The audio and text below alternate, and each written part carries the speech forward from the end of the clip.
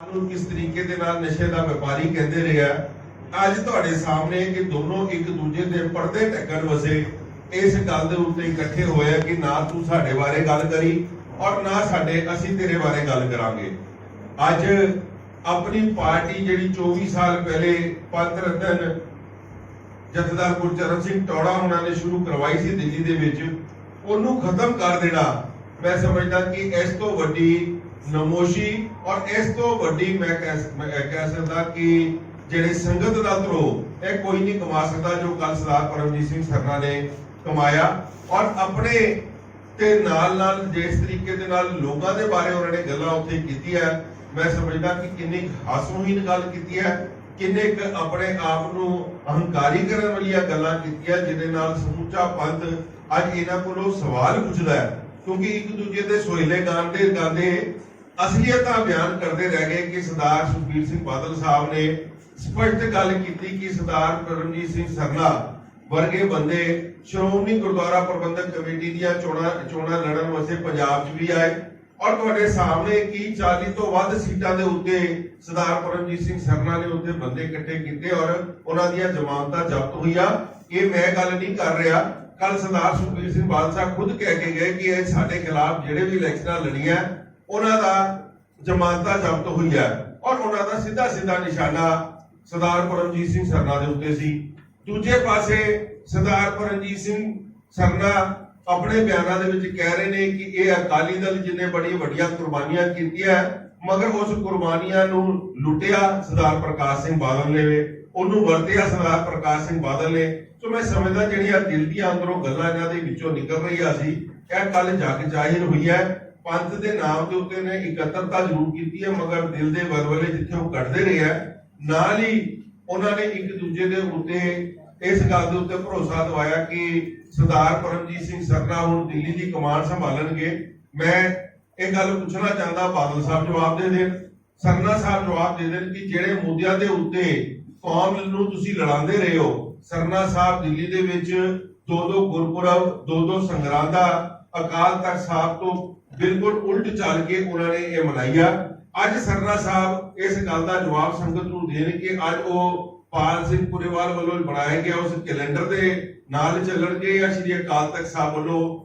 जारी किए जाते उस कैलेंडर के उत्ते चलणगे, ये संगत उन्हां तो जवाब मांग रही है। जिहड़ी हरियाणा कमेटी नूं तुसीं अड करन दी गल कीती सी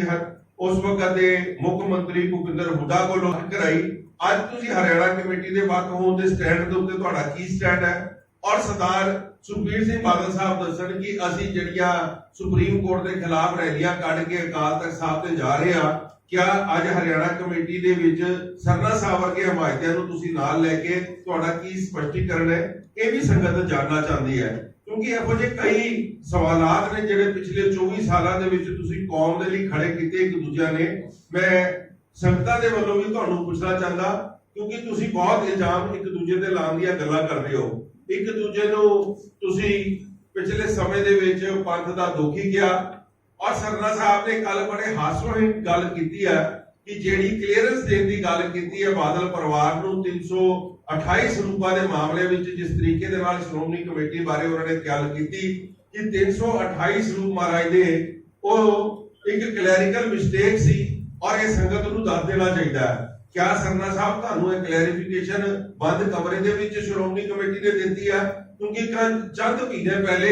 जब तुसीं दिल्ली दी सड़कां दे उत्ते इलैक्शनां लड़ रहे सी, तुहाडा मेन मुद्दा ही बरगाड़ी दा कांड, बरगाड़ी दे विच होई बेदबी और 328 स्वरूपां दी होई चोरी दे मामले सी। कल तुसीं बड़े हास्यहीन तरीके ने कहता कि ये क्लैरिकल मिस्टेक सी। सो मैं समझदा कि पंथ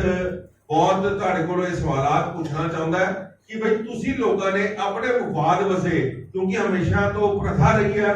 तुसी अपने मुफाद वसे हमेशा वरतिया, अकाली दलां नूं वरतिया, पार्टियां नूं वरतिया और जिहड़ी गल तुसी बार-बार अपने एक इंटरव्यू च भी कही और कल भी तुसी कहा कि कोई माई दा लाल धरती ते जम्मिया नहीं जिहड़ा कह सके कि मैं 1 रुपए दी रफादारी मेरे ते कढ सके। सो मैं अज तुहानूं तुहाडीआं ओह गल्लां भी जग जाहिर करन वास्ते इकट्ठे होया कि याद करो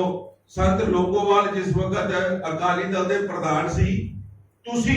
तुहाडे घर जिस वक्त इनकम टैक्स की रेड पई चिट्ठी है संत लोंगोवाल दी ਜਿਹੜੀ ਤੁਸੀਂ ਇਨਕਮ ਟੈਕਸ ਡਿਪਾਰਟਮੈਂਟ ਦੇ ਵਿੱਚ ਲਗਵਾਈ ਕਿ ਅਕਾਲੀ ਦਲ ਦਾ ਪੈਸਾ ਅਸੀਂ ਮੇਰੇ ਘਰ ਪਿਆ ਸੀ ਔਰ ਮੈਂ ਉਹਦੀ ਵਰਤੋਂ ਕੀਤੀ ਹੈ। ਇਹ ਤੁਸੀਂ ਚਿੱਠੀ ਇਨਕਮ ਟੈਕਸ ਡਿਪਾਰਟਮੈਂਟ ਦੇ ਵਿੱਚ ਲਗਾਈ ਕਿ ਨਹੀਂ ਲਗਾਈ? ਉਸ ਤੋਂ ਬਾਅਦ ਸਰਦਾਰ ਸੁਰਜੀਤ ਸਿੰਘ ਜੀ ਬਰਨਾਲਾ ਸਾਹਿਬ ਇਸ ਵਕਤ ਪ੍ਰਧਾਨ ਬਣੇ, ਚੀਫ ਮਿਨਿਸਟਰ ਬਣੇ ਪੰਜਾਬ ਦੇ। ਤੁਸੀਂ ਉਹ ਲੁਧਿਆਣੇ ਦੇ ਵਿੱਚ ਫੂਡ ਪ੍ਰੋਸੈਸਿੰਗ ਯੂਨਿਟ ਲਗਵਾਇਆ ਕਿ ਨਹੀਂ ਲਗਵਾਇਆ? ਉਹਨਾਂ ਕੋਲ ਜਿਹੜਾ ਪ੍ਰੋਹਿਬਿਟਡ ਸੀ,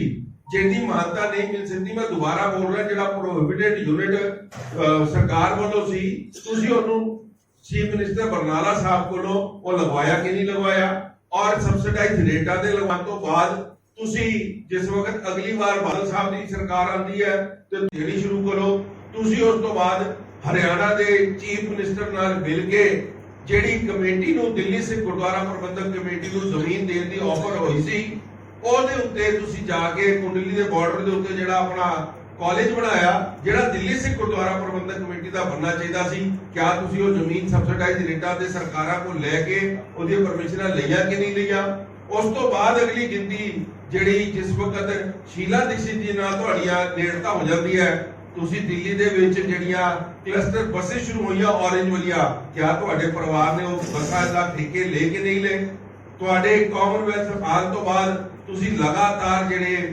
ਬੱਸ ਸਟੈਂਡਾਂ ਦੇ ਉੱਤੇ ਕਰੋੜਾਂ ਰੁਪਏ ਦੇ ਤੁਸੀਂ ਜਿਹੜੇ ਕਰੋੜਾਂ ਨਹੀਂ ਸੈਂਕੜੋ ਕਰੋੜ ਦੇ ਤੁਸੀਂ ਜਿਹੜੇ ਠੇਕੇ ਲਿਆ ਸਟੇਨਲੈਸ ਸਟੀਲ ਦੇ, ਇਸ ਕੌਮ ਨੂੰ ਵਰਤ ਕੇ ਲੈ ਰਹੇ। ਤੁਹਾਡੀਆਂ ਆਪਣੀਆਂ ਕਾਬਲੀਅਤਾਂ ਹੁੰਦੀਆਂ ਤੇ ਤੁਸੀਂ ਆਪਣੇ ਵਪਾਰ ਜਿਸ ਤਰੀਕੇ ਦੇ ਨਾਲ ਕਰਦੇ ਸੀ ਢੰਗ ਦੇ ਤਰੀਕੇ ਨਾਲ ਕਰਦੇ ਰਹਿੰਦੇ, ਮਗਰ ਤੁਸੀਂ ਕੌਮ ਨੂੰ ਵੇਚ ਕੇ, ਕਿਉਂਕਿ ਉਹਨਾਂ ਦੀ ਜ਼ਬਾਨ ਤੁਸੀਂ ਬੋਲਦੇ ਸੀ ਔਰ ਤੁਸੀਂ ਸਟੇਜਾਂ ਦੇ ਉੱਤੇ ਸੀ ਰਕਾਬਗੰਜ ਸਾਹਿਬ ਦੀ, ਜਿੱਥੇ ਤੁਹਾਡੇ ਭਰਾ ਬੜਾ ਹਰਵਿੰਦਰ ਸਿੰਘ ਸਰਨਾ ਉਸ ਦਿਨ ਗੱਲ ਕਰ ਰਹੇ ਸੀ, ਬੜਾ ਪਵਿੱਤਰ ਸਥਾਨ ਹੈ, ਉਸੇ ਸਥਾਨ ਦੇ ਉੱਤੇ ਖੜੇ ਹੋ ਕੇ ਤੁਸੀਂ ਇਹ ਸਪੀਚਾਂ 'ਚ ਕਿਹਾ ਕਿ 1984 ਨੂੰ ਹੁਣ ਭੁੱਲ ਜਾਓ, ਕਿਉਂਕਿ ਤੁਹਾਨੂੰ ਆਦੇਸ਼ ਹੁੰਦਾ ਸੀ ਪਿੱਛੋਂ, ਕਿਉਂਕਿ ਕਾਂਗਰਸ ਤੁਹਾਨੂੰ ਕਹਿੰਦੀ ਸੀ ਕਿ ਇਹ ਜਿਹੜੇ ਆਦੇਸ਼ ਤੁਹਾਨੂੰ ਦਿੱਤੇ ਜਾ ਰਹੇ ਨੇ ਤੁਸੀਂ ਸਟੇਜਾਂ ਤੇ ਬੋਲੇ ਨੇ, ਔਰ 1984 ਦੇ ਉਹਨਾਂ ਕਾਤਲਾਂ ਨੂੰ ਤੁਸੀਂ ਬੁਲਾ ਕੇ ਤੇ ਸਟੇਜਾਂ ਦੇ ਉੱਤੇ ਸਰੋਪੇ ਪਾਏ। ਸੋ ਸਰਨਾ ਸਾਹਿਬ, ਇਹ ਜਿਹੜੇ ਤੁਹਾਡੇ ਤੇ ਇਲਜ਼ਾਮ ਕਈ ਸਮੇਂ ਤੋਂ ਲੱਗਦੇ ਆ ਰਹੇ ਆ, ਮੈਂ ਹਾਲੇ ਗੁਰਦੁਆਰਿਆਂ ਦੀਆਂ ਜਾਇਦਾਦਾਂ ਦੀ ਖੁਰਦ ਜਿਹੜੇ ਤੁਹਾਡੇ ਦੇ ਉੱਤੇ ਸਰਦਾਰ ਮਨਜੀਤ ਸਿੰਘ ਜੀਕੇ ਨੇ ਵੀ ਇਲਜ਼ਾਮ ਲਾਏ ਸੀ ਹਸਪੀਟਲ ਵਿੱਚ, ਤੇ ਹਾਲੇ ਮੈਂ ਉਸ ਪਾਸੇ ਨਹੀਂ ਜਾ ਰਿਹਾ, ਮਗਰ ਇਹ ਜਿਹੜੇ ਤੁਸੀਂ ਪੰਥ ਨੂੰ ਵਰਤੇ, ਇਹ ਜਿਹੜੇ ਮੈਂ ਪੁਆਇੰਟ ਤੁਹਾਨੂੰ ਲਿਖ ਕੇ ਦੱਸ ਰਿਹਾ, ਇਹ ਜਿਹੜਾ ਕੌਮ ਨੂੰ ਵਰਤ ਕੇ ਤੁਸੀਂ ਆਪਣੇ ਪਰਿਵਾਰ ਨੂੰ ਅੱਗੇ ਵਧਾਇਆ, ਅੱਜ ਤੁਹਾਡੇ ਤੋਂ ਅੱਜ ਦੁਨੀਆ ਤੋਂ ਕੋਈ ਗੱਲ ਲੁਕੀ ਨਹੀਂ ਹੈ, ਇਹ ਸਾਹਮਣੇ ਵੇ। ਔਰ ਜਿਸ ਤਰੀਕੇ ਦੇ ਨਾਲ ਕੱਲ ਤੁਸੀਂ ਆਪਣੀ ਜਿਹੜੀ ਤੁਹਾਡਾ ਸੁਭਾਅ ਹੈ ਉਹਦੇ ਬਾਰੇ ਵੀ ਜਿਹੜੀ ਗੱਲ ਕੀਤੀ ਹੈ ਕਿ ਮੇਰੇ ਧੌਣ ਦੇ ਵਿੱਚ ਸਰੀਆ ਅੜਿਆ ਹੋਇਆ, ਤੇ ਮੈਂ ਇੱਕ ਗੱਲ ਸਪਸ਼ਟ ਕਰਨਾ ਚਾਹੁੰਦਾ ਕਿ ਜਿਹੜੇ ਕੌਮ ਦੇ ਸੇਵਾਦਾਰ ਹੁੰਦੇ ਨੇ ਉਹ ਕਦੀ ਸੁਪਨੇ 'ਚ ਵੀ ਆਪਣੇ ਧੌਣ ਦੇ ਵਿੱਚ ਸਰੀਆ ਆੜਨ ਦੀ ਗੱਲ ਨਹੀਂ ਕਰ ਸਕਦੇ, ਮਗਰ ਤੁਹਾਡੀ ਜਿਸ ਤਰੀਕੇ ਦੇ ਨਾਲ ਮੈਂ ਸਮਝਦਾ ਤੁਹਾਨੂੰ ਅਪਕਮਿੰਗ ਅਪਬ੍ਰਿੰਗਿੰਗ ਕੀਤੀ ਗਈ ਹੈ, ਤੁਹਾਡੀ ਸੋਚ ਵਿਚਾਰ ਵੀ ਇਹੋ ਜਿਹੀ ਹੈ। ਔਰ ਅੱਜ ਜਿਸ ਤਰੀਕੇ ਦੇ ਨਾਲ ਤੁਸੀਂ ਰਲੇਵਾ ਕੀਤਾ ਇੱਕ ਦੂਜੇ ਦੇ ਨਾਲ ਅਕਾਲੀ ਦਲ ਦਾ, ਔਰ ਅਕਾਲੀ ਦਲ ਦਿੱਲੀ ਨੂੰ ਤੁਸੀਂ ਖਤਮ ਕਰਤਾ, ਅੱਜ ਤੁਹਾਡੇ ਮੈਂਬਰ ਸਾਹਿਬਾਨ ਦੇ ਵਿੱਚ ਬੜਾ ਵੱਡਾ ਰੋਸ ਹੈ। ਸੋ ਮੈਂ ਸਮਝਦਾ ਕਿ ਤੁਸੀਂ ਲੋਕਾਂ ਨੂੰ ਇਸ ਗੱਲ ਦਾ ਸਪਸ਼ਟੀਕਰਨ ਜ਼ਰੂਰ ਦਿਓ ਕਿ ਜੋ ਤੁਹਾਡੇ ਤੇ ਇਲਜ਼ਾਮ ਲੱਗੇ ਨੇ, ਤੁਸੀਂ ਕਿਆ ਤੁਹਾਨੂੰ ਅੱਜ ਉਹਨਾਂ ਗੱਲਾਂ ਦਾ ਜਵਾਬ ਮਿਲ ਗਿਆ? 328 ਸਰੂਪਾਂ ਦਾ ਹਿਸਾਬ ਮਿਲ ਗਿਆ ਜਿਹਨੂੰ ਤੁਸੀਂ ਕਲੈਰੀਕਲ ਮਿਸਟੇਕ ਦੱਸ ਰਹੇ ਹੋ? ਅਗਰ ਉਹ ਤੁਹਾਨੂੰ ਮਿਲ ਗਿਆ ਤੇ ਸਾਨੂੰ ਵੀ ਦੱਸ ਦਿਓ, ਸਾਨੂੰ ਵੀ ਤੁਸੀਂ ਕੈਮਰੇ ਦੇ ਉੱਤੇ ਆ ਕੇ ਦੱਸ ਦਿਓ ਵੀ ਕਿਸ ਤਰੀਕੇ ਦੇ ਨਾਲ 328 ਸਰੂਪ ਕਲੈਰੀਕਲ ਮਿਸਟੇਕ ਦੇ ਰਾਹੀਂ ਖਤਮ ਹੋਏ ਨੇ, ਕਿਸ ਤਰੀਕੇ ਦੇ ਨਾਲ ਬਰਗਾੜੀ ਦੇ ਦੋਸ਼ੀਆਂ ਨੂੰ ਤੁਸੀਂ ਅੱਜ ਕਲੀਅਰੈਂਸ ਦੇ ਰਹੇ ਹੋ, ਤੁਸੀਂ ਰਾਮ ਰਹੀਮ ਨੂੰ ਮਾਫੀ ਦੇਣ ਵਾਲਿਆਂ ਦੇ ਨਾਲ ਗੋਦੀ 'ਚ ਬੈਠਣ ਦੀ ਗੱਲ ਕਰ ਰਹੇ ਹੋ। ਸੋ ਇਹ ਗੱਲਾਂ ਅੱਜ ਜਿਹੜੀਆਂ ਤੁਸੀਂ ਕੱਲ ਪਰਿਵਾਰ ਦੇ ਵਿੱਚ ਕੀਤੀਆਂ, ਮੈਨੂੰ ਕੋਈ ਇਹਦੇ ਉੱਤੇ